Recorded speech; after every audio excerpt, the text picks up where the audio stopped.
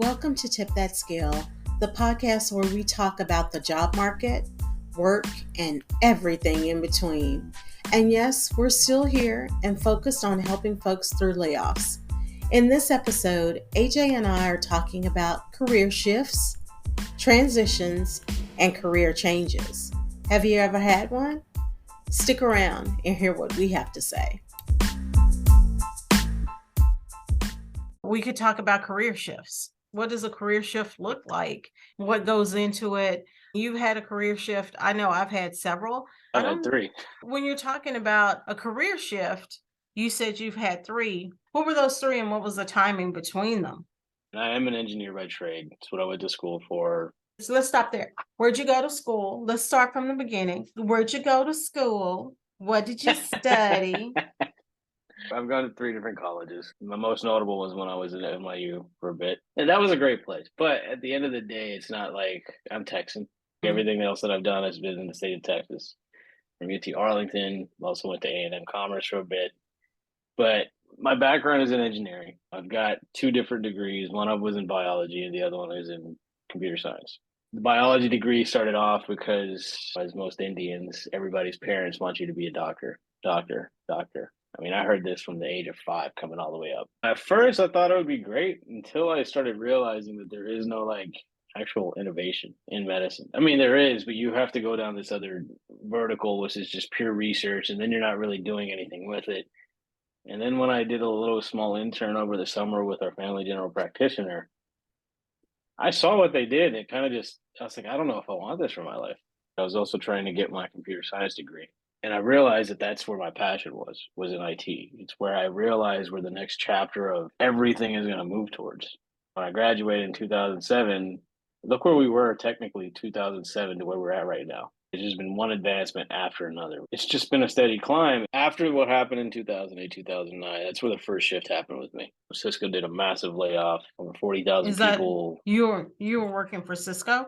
Right. I was actually started working for Cisco my senior year in college. I was just a security analyst. And then as I was doing my schooling and then at the same time working, 2 years in, I was completely done with school and then full time at Cisco. And that was the other crazy thing. I was working nights at Cisco on one of their SOCs. And for most people that don't know what a SOC is, it's a security operations center. It's a massive, just think of a massive building, or not even a massive building, but just think of a building with like computer screens and monitors everywhere. And your responsibility as an analyst is to basically make sure that things are up and running and things aren't trying to get into either an organization, systems or your own internal systems, what have you. And around that time, Cisco was really, really big on services.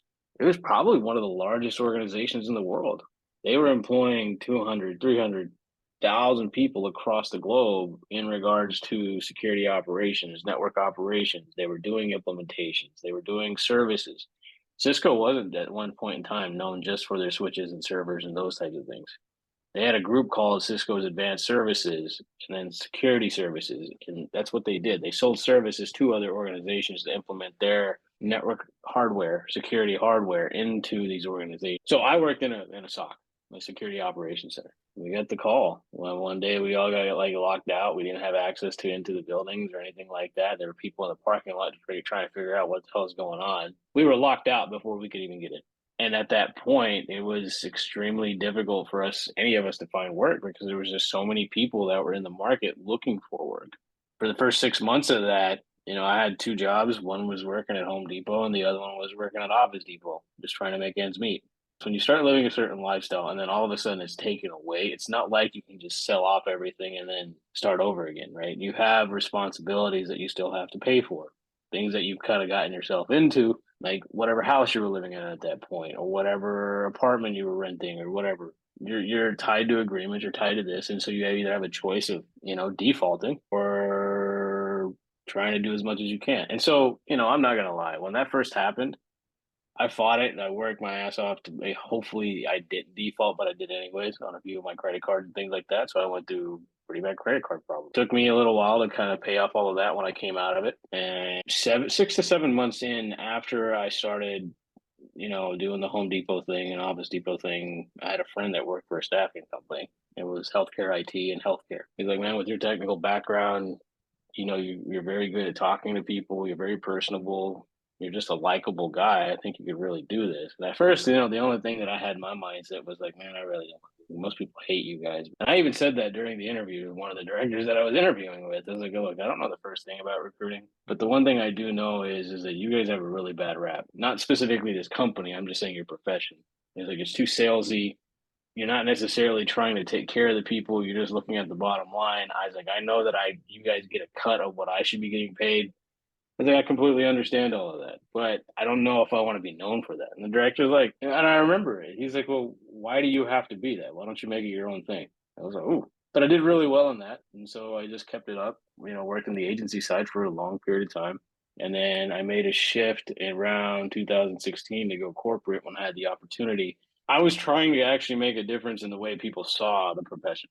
I was trying to make a difference in how I approached individuals, how I worked with them, because me coming from the background that I did, I knew how I wanted to be treated. So I worked with everybody with complete transparency, even on the agency side. So I had the opportunity in 2016 there was a few people that I worked with at the director level, consultant level that were starting up a company, and they asked me to join along with them. And I had a partnership in that. And so I went corporate at that point.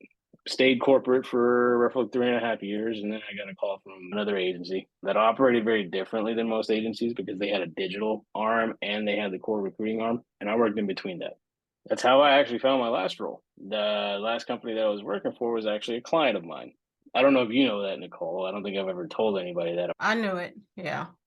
The opportunity arose for me to come into a leadership role for that organization as well. It just made sense because like the internal IT leadership, they liked me and they liked the fact that I knew exactly what they were working on and that I could work with them toe to toe. Not toe to toe, but like I was able to have conversations at the level that most other agencies weren't. I'm asking, what are you building? What is the run rate of this person that you're going to have on board? And is there a particular reason to convert them, or are you just looking to hire them off the bat? I'm trying to understand your project. I'm trying to understand what's happening behind the scenes and not just, how much I can make off of it. A lot of people internally knew me already and it just made kind of sense. And when I saw the role, I approached the organization and said, hey, I'm interested in this. Are you guys willing to have a conversation? I went agency, corporate, in between agency, engineering. Hell, I've even done retail in between all that. So it's like, you just kind of have to do what you can do. My dad told me the other day, even if you go through some of the worst times, eventually you come out of those. So a lot of your career shift,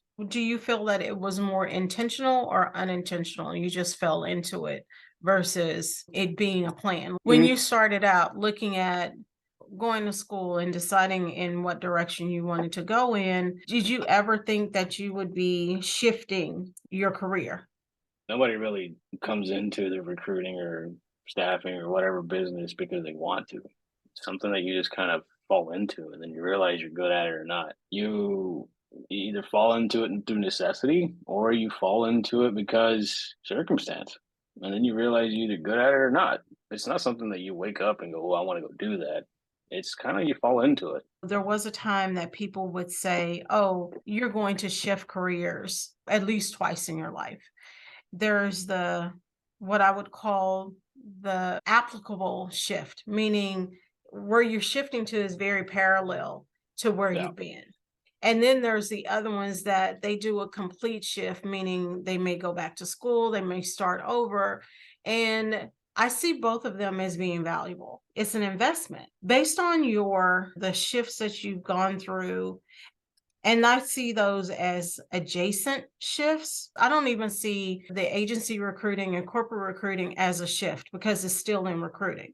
I only Yeah. see your shifts as, so you talked about 3. I'm thinking, oh, you had 2. You went from being on the engineering developing side and technology and then moving into recruiting. So I see those as different shifts. Do you feel that there's another shift for you down the line? Or would you say that it depends on how technology, how work, how opportunities and industries grow before you can answer that? Yes, to both. I'm retraining and refocusing myself as we speak, getting back more into the technical landscape. I'm still staying within the technical space. The question I have right now is am I going to be more functional or am I going back into engineering? What do you mean by being more functional? So in the IT space, there's two variations. There's more people that are functional, that are more technical support, like project managers, BAs, QAs, and then there's the actual engineers. Even the consultants that come up from these massive companies, solutions architects, they kind of pull themselves away from being the builders, and then they look at the overall architecture of a product or how something is supposed to work. They're more of the thought leaders, and then that's more functional than it is the hands-on piece. It's really going to depend on where the economy and where the market is headed right now, what the job market and landscape is going to look like. When I talk about my career shift, transition, and changes, I was actually talking to someone about this weekend. I referenced my first job, which my first job was working at McDonald's. And then I went into an administrative role. I worked at Mervyn's, which was a retail store. But even then, I wasn't on the sales floor. I was actually in the office. It was perfect for me, greeting people, but also handling the administrative and operational side of and support of the business. From there, I stayed in an admin role for many, many years until I took a test. I worked at Office Depot as well, business services division, was the executive assistant to the regional president. And we took a test, just our small group, and the test came to me and said, "Why are you in this position? You don't like repetitive work," which was true. But I was an admin because I was good at it. From there, I moved into a sales position. So this is where, when I think about career shift, career transition, and career changes, it's all looped together. The way I see a career shift, it's a change in focus. A career transition is typically, I would say, succession. And then a career change is someone who moved from being a teacher to a nurse. That's what I Mhm. call a career change. Still serving people, but different skill sets, different background, different schooling and expertise is needed. When I look at my career and when I think about a career shift and transition, it's all been connected to HR and extent focused on corporate marketing. Think about career shifts, career transitions, and really how to talk about yourself, how to put it on your resume, and then how to translate it into your role. Everything we do should layer up to the next thing. We'll talk about you for a second and saying you've done technical recruiting, but not sales. The thing Mhm. about it is, well, let's talk about behavior. And it's about understanding the behavior of your audience, whoever you're serving and you're talking to. So a lot of for me has been around human resources, selling to human resources. That's how I got into recruitment marketing, employer branding, DEI, internal communications, because I was fortunate to work for an agency that did Mhm. all of that. From there, moving into marketing, I was in a role that I did a lot of my own marketing material to sell. I'm always amazed how sales is on one side and marketing is on the other, and marketing is trying to create sales collateral material, campaigns, but they have no conversation with sales to understand the pain points. What is the audience looking for? Who are they selling to? So for me, when I was creating my own marketing material for what I was selling, it made more of an impact. So it was normal that I was selling marketing, HR related marketing campaigns and opportunities, and then I just transferred. It's a lot of the reason why today, leveraging my experience, I moved into a consultant role because Mhm. that's what I've been doing. I was a consultant in an admin role, I was consulting.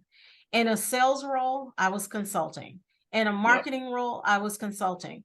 My thing is, it just so happens that I was consulting around the areas that are within the HR vertical. Everything from talent acquisition, communication, employee engagement, which I do. I don't feel that my trajectory of my career has been a change. It has been more of a shift and a transition. Taking what I already have and transitioning it into something else within that same area and that same field and in Mhm. that same, I would say, marketplace. Again, not a career change, but I know a lot of people who are changing careers, and I give them a lot of respect because, again, it's how do you look at your core skills and how those are transferable and translatable to another area, which I don't think a lot of people really consider and look at. I wouldn't even call it a shift. I'd call it more of an evolution for you. You kind of transition from one to the next, and now Mhm. you've kind of turned into this consultant. You're still using everything that you used in the past. Yeah, So yeah. it's, I think you evolved into the role that you're currently in. I think it's important. I will say, I know it's important. I know it's important for people to look at the full scope of what they've Yep. done throughout their career. Not, and really, hello, not just in the last 10 years. Yeah, you don't want to put 20 years, 30 years on your resume, but look at your full scope of the skills and every position that you've had, what did you gain from it? I would Hmm. say going back to that first job with McDonald's, hello, that was the foundation for where I am today. So thank you, McDonald's. You can sponsor us Hmm. if you like. Thank you, McDonald's. It was foundational customer service. Honestly, learning how to count money. I've had several different jobs throughout my life, but Hmm.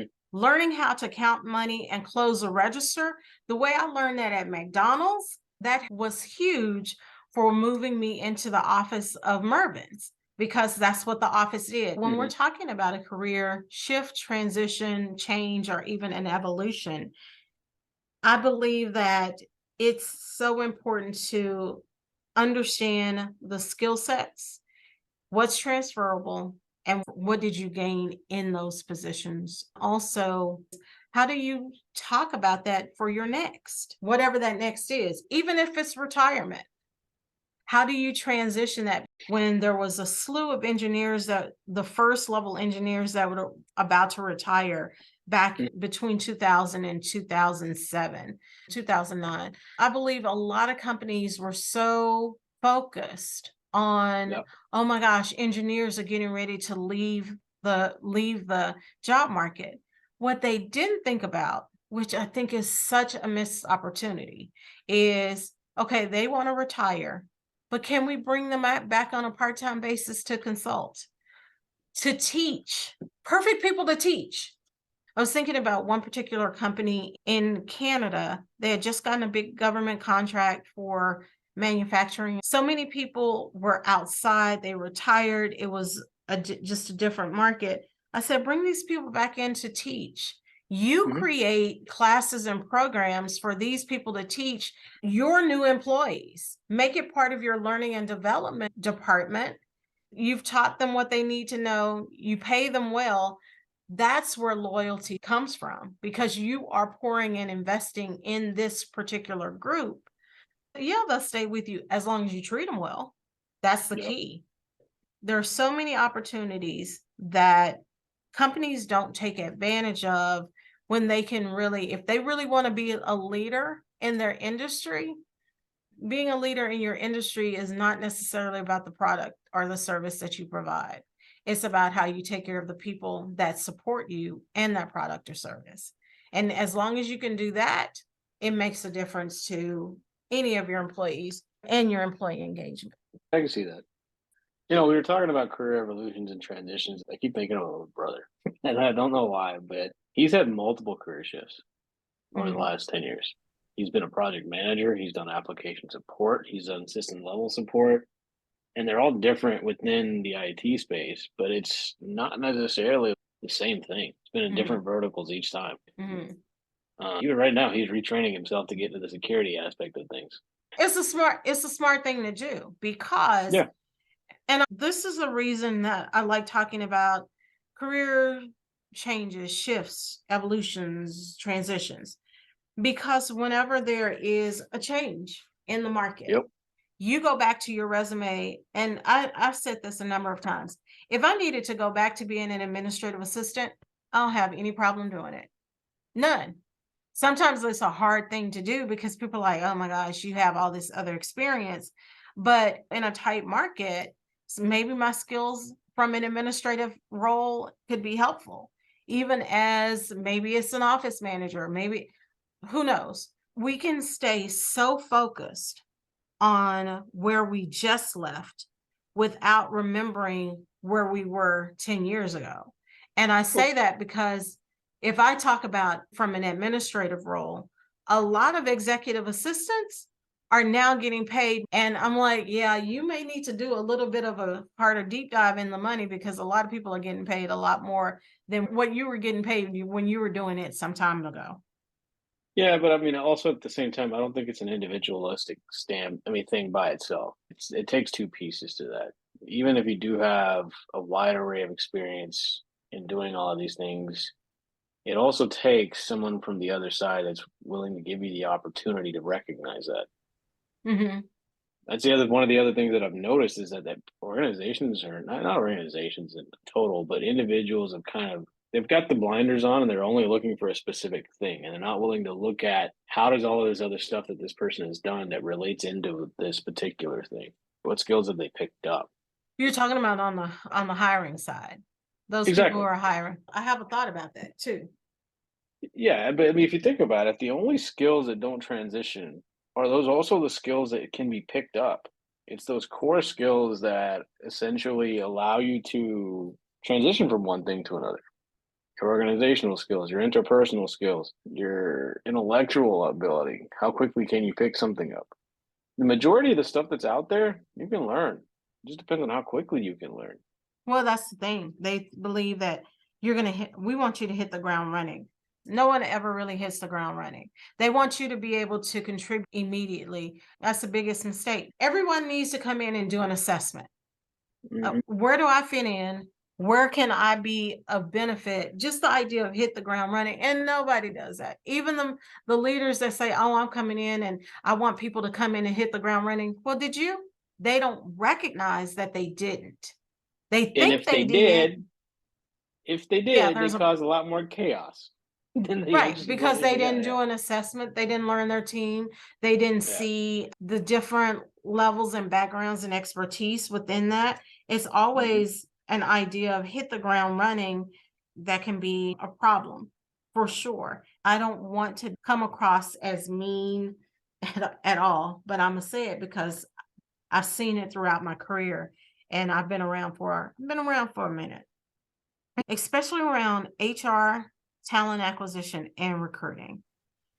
There was a time, remember, I worked for a recruitment marketing employer branding agency that worked with Mhm. large companies, not just in the US, but around the world. There was a time that recruiters and folks in talent acquisition were well versed in understanding transferable skills. And granted, people want to respond fast to something, but that doesn't always work. What I mean by that is when we want somebody to come in, and if you have, I always use the account executive title as an example. You don't have this title. I did the work. The work was the same. The title was different. So they're looking at the highlights versus understanding that, oh, this person was an account executive. Huh. I wonder if. And more than likely, if they apply to that, it's less about the title and more about the responsibilities and the qualifications. There's just been a drop in people having that understanding of what transferable skills are. If you're only looking at one particular thing, you only think that that's the only thing out there, and that's not the case. They aren't as well rounded in understanding the full because this is where well, I specialize in this. My suggestion is while it's great to specialize, make sure Mhm. you get some other special skills. Well, part of it is you mentioned that there was a time when recruiters had the ability to kind of understand what transferable skills are. There still are some people like that, but what you're going to realize is that 9 times out of 10, when they don't really understand or they can't relate those skills, they don't really know what they're actually recruiting for. I'll give you an example. Even after we weren't working at the organization that we were working at anymore, I still had people from that team reaching out to me. They weren't having any luck with it, and it was taking them months to try to find somebody for it. And I just kind of looked at it once and I was like, well, what are you looking for? DevOps. But that's not what this is. I said, well, how do you know? Look at what the person is doing. what their focus is and what they're working on, and then go after it. But that's what I'm talking about. It's like it takes a lot of the times, even the recruiters don't even know what the role is, because then and I don't know if it's any fault to them or what, but even the people above them may not know what it is. Is if I had to go take a step back Mm-hmm. and just be somebody in TA, could I do it again? Could you take the step back? Mhm. Yeah, I think you could, if you're And willing to so do it. it's one of the things that I've even looked at. Leadership roles are probably far and few between. Blah blah blah. I'll take a step back. There's another problem that we have as a society in thinking that there's a step back. It's not necessarily a step back. It's just a shift. Mm-hmm. And sometimes it's temporary. And sometimes the other thing too is I found this, and I've seen this in other folks' careers, even those that I've coached. Taking what they considered a step back ends up being a launch pad to something greater. Yep. So while they're focused on this, like, oh my gosh, I'm gonna miss this opportunity going this direction, and I'm taking a step back. They did that step back in quotation marks, and then it actually turned them into a direction that became more lucrative, more beneficial, and more rewarding than they could have ever imagined. Think about it like this. I'll use an example, an analogy of being in the museum. You can be right up to the rope looking at a Mm-hmm. painting, and you're like, wow, I don't see it. I don't see it. But if you take 6 steps back or even 12 steps back, it starts to come into focus. We think that if we take a step back, we won't be able to see. But actually, if we take a step back, we see something that's a lot clearer than what we would think otherwise. See, here's the thing. I think you hit the nail on the head with that one, because I think this whole situation that a lot of people are dealing with right now. A lot of times when you're going through a very negative aspect of your life or even your career or whatever else, maybe it's imperative for you to take a step back just for you to be able to understand what you missed in order for you to do a better job the next time that thing comes around. Or if it is going into a completely different direction, maybe that's what you're meant to do. Or maybe it makes sense because you can have work-life balance and your kids and your family need you. Instead of you Yeah. working 80 hours a week, maybe taking a step back can give you more clarity about what's really important to you. The other thing I would say to this is, who are you trying to impress? Because a lot of people don't want to make that step back. We'll just call it a step back for right now. Yeah. They take a step back because they feel like other people, their peers, their former colleagues, current colleagues, family, they're going to think less of them because, well, you're not doing this anymore. Well, first of all, if you're not paying that person's, don't get me started, but if you aren't paying that person's bills, their responsibilities, you have no say on the choices that they make for themselves.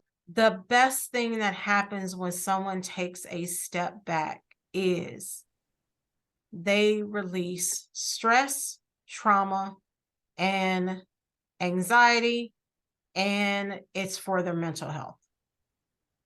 It can make a difference. And anyone who's ever been in a position to comment on someone else's trajectory in their job, in their career, saying, well, why'd Mhm. you do that?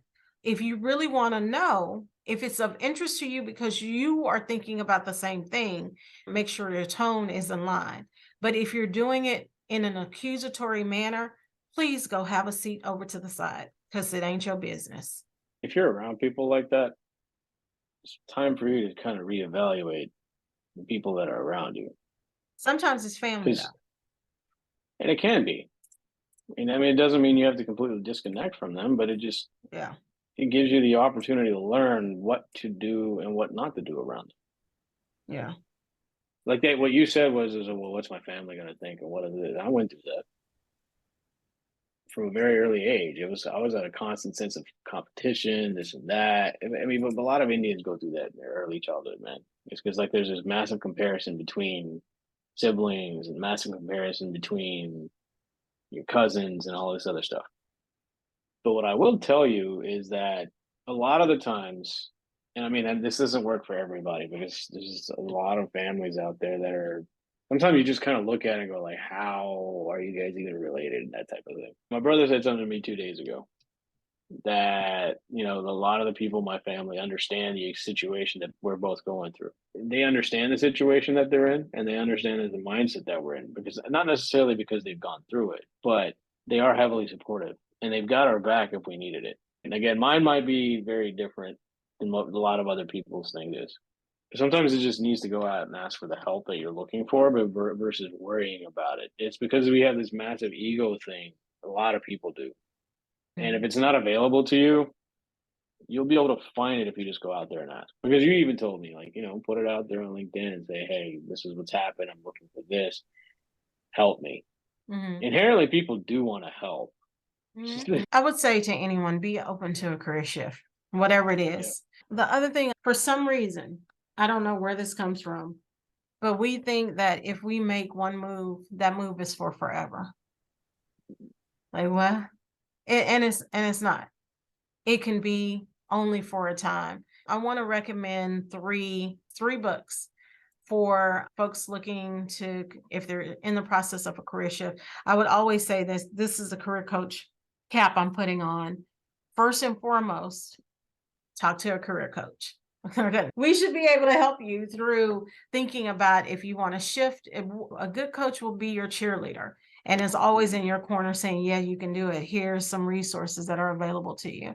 So a career coach would be first on the list that I would recommend. I would also recommend an assessment.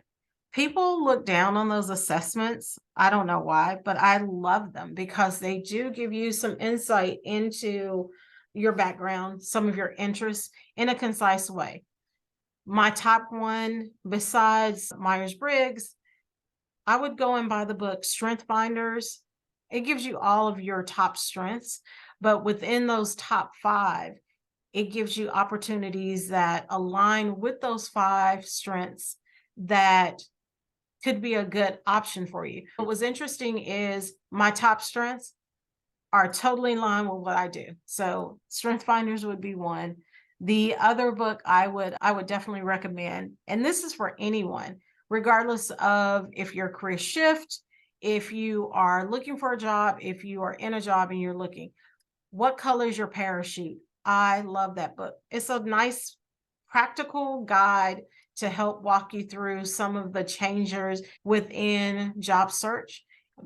And then the other one that I really want to recommend is Designing Your Life, How to Build a Well-Lived and Joyful Life. Think about it. When we're talking about designing your life, that's not just your career and your job. That's something that is very important for people to know, is that your job, your career is only one part of your life. It is not your life. So even this whole idea of work-life balance, come on, y'all. Come on, think of really work-life. Are we all in the same, is all in the same bucket? I think not. So those would be my top book recommendations. AJ, thank you so much for this conversation about career shift, transition, and changes. Any other thoughts about career shifts, career transitions? No, just that sometimes it's necessary for you to find your path.